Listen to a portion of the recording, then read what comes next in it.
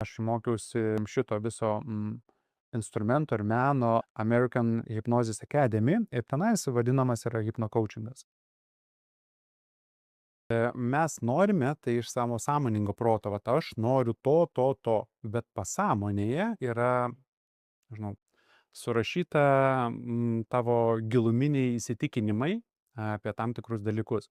Ir jeigu tu to neturi dabar gyvenime, pavyzdžiui, kažko tai kažkaip ir visą laiką norėjai arba visą laiką sieki, bet to neturi, tai yra labai aiški ir labai tiksli priežastis, kodėl tai yra. Ir jinai yra visą laiką viduje.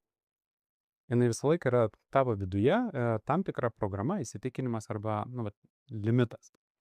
Ir pasąmonė tie tavo nustatymai, parametrai tavo programos, iš sąmonės tu negali pasakyti savo, viduj nuo šiol aš, jeigu turi įsitikinimą, kad visi vyrai tokie, tai negali pasakyti, nuo pirmadienio bus visi vyrai kitokie. Arba jeigu ten nepasitiki savim, nuo pirmadienio savim pasitikėsiu. Sėkmės. Kaip tą padarysi? Ar ne? Yra labai, o mes sąmoningai ateinam, mes norim to, tu jau neturi to, ane? Nes noras yra, ko tu nori, tai reiškia, tu to neturi, nes jeigu turėtum, tai neformuluotum kaip nori. Tu labai gerą žodį paminėjai savo klausime ir sakai, mes pabandom sudėlioti planus. Tai va tas pabandom yra toksai raktinis, žinai, mano lokatorius iškart pagauna, pabandom, tai jeigu pabandom, pabandymas laiką susijęs su tuo, kad jeigu bandai, susiduri su pirma dviem priežastim ir iš karto nustoji bandyti. Turi tiesiog priimti, aš padarysiu tai, whatever it is. Aš noriu, tai dėl to neveikia tos norų lentos, nes norų lentose, ar ne, susiformuoja ir susideda žmonės elementų gyvenimo, tebūnie už 5-10 milijonų, kažkas už 20 milijonų eurų. Ir ir tada, bet su tuo galima dirbti profesionaliai. Tas pritrauksiu, tu sėkmės traukiant, tu jau turi talentą ilgai, kaip sekasi pritraukti, ar ne? Aktyviais veiksmais tai yra padaroma. Ir tada, kada turi savo norą, nežinau, lentą, ir tai yra labai svarbu. Tai yra labai svarbu gyventi nuo noro, nuo siekio. Ir tada, bet svarbu reikia tada sužiūrėti, ar ta veikla, kurią tu, arba tavo gyvenimo stilius, arba veikla, kurią tu užsiemi, ar ten yra tų pinigų. Jeigu tu suplanavai, kad noriu 10 milijonų kažko, bet dirbi ir gauni 3000 eurų per mėnesį. Kaip? Atsakymas - niekaip. Ane? Tada reikia žiūrėti, ką reikia keisti gyvenime, būde arba veikloje, kad pasiekti savo norimą tikslą. Nesvarbu, namas, gyventi, žmona ar vyras. Ir kada susidėlioji labai aišku tikslą, bet aš tą darau. Mes iš tikrųjų su klientais, kada mes pravalom tokius paviršutinius, jau kurie, kaip cypia kažkokios programos, vat jeigu jauti nuolatinį nerimą, va tokį baimę ir visą laiką tas persekioja, tai tos jau tiesiog tos stiebės iš pasąmonės sako, žinok, turim čia reikaliuką, pradirbam, ar ne, pasąmonė. Ir tada, kai tokius pravalai pirminius, žinai, tada šviesiau akise pasidaro, tada gali pradėti dėlioti savo gyvenimo planą. Tada tu sudėlioji savo, ko tu iš tikrųjų nori gyvenime, kokiu tu nori santykiu. Yra 3 temos. Darbelis, sveikatėlė ir bernelis arba mergelė. Čia vienas mano mokytojas taip apibūdindavo ir man labai patinka šitą. Ir realiai yra 3. Ir apie tai visas sukasi, nežinau, nori. Va.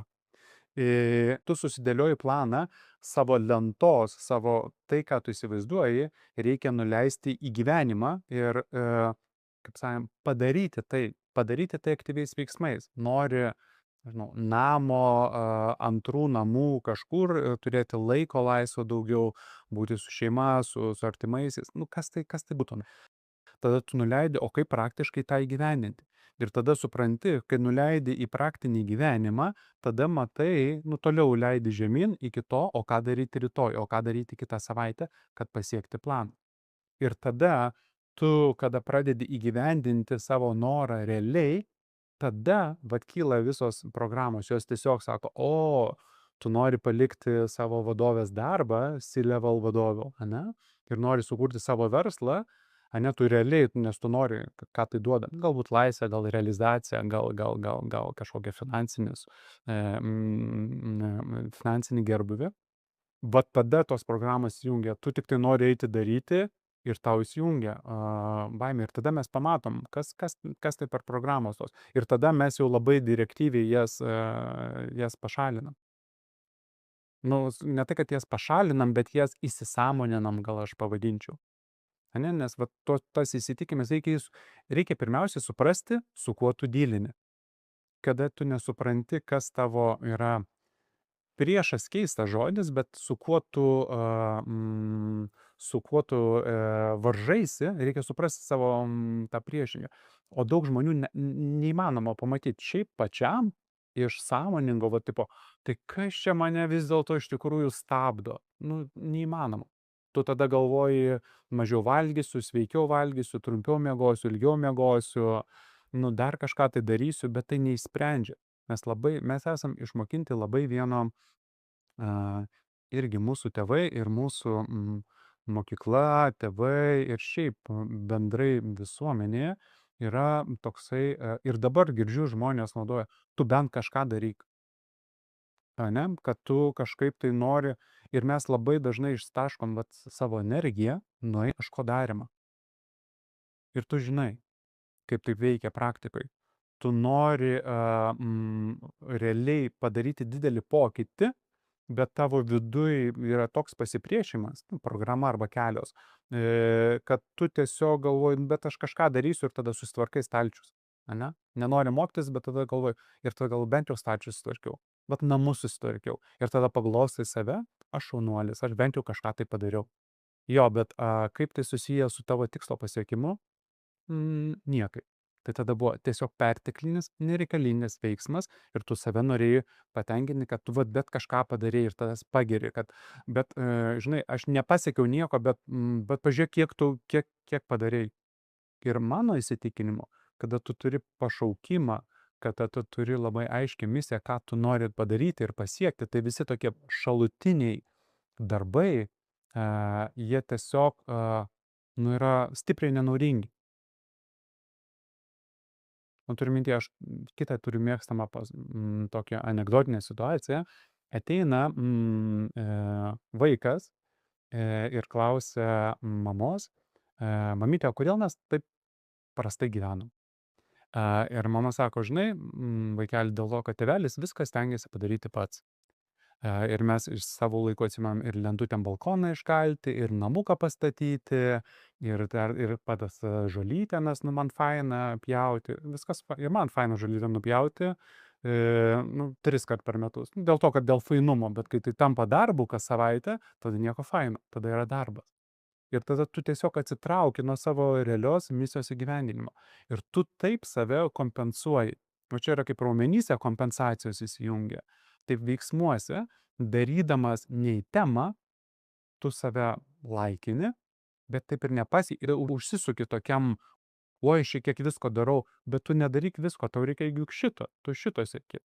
Oi, ir taip mus mėto, taip veikia pasąmonė ir jinai saugo tave, kad tu nepatirtum to savo kažkokios, sakykime, to blogumo, apie ką įsivaizduoji. Kas yra turtingas žmogus? Apibūdint turtingą žmogų. Jeigu turtingas žmogus toks, iš jo atėmė, jisai turi problemų, tu juk nenori tokių būti, nenori visų tų patirti ir pasąmonė tave saugo, kad tu nenori to patirti. Suprantate, pasąmonė ne priešas. Jeigu nori gyvenimą keisti iš esmės, kokia tai bebūtų sritis, aš visą laiką patariu susirasti profesionalą, žmogų, kuris tave praves. Tu padarysi tai greičiau, pigiau ir labai efektyviai.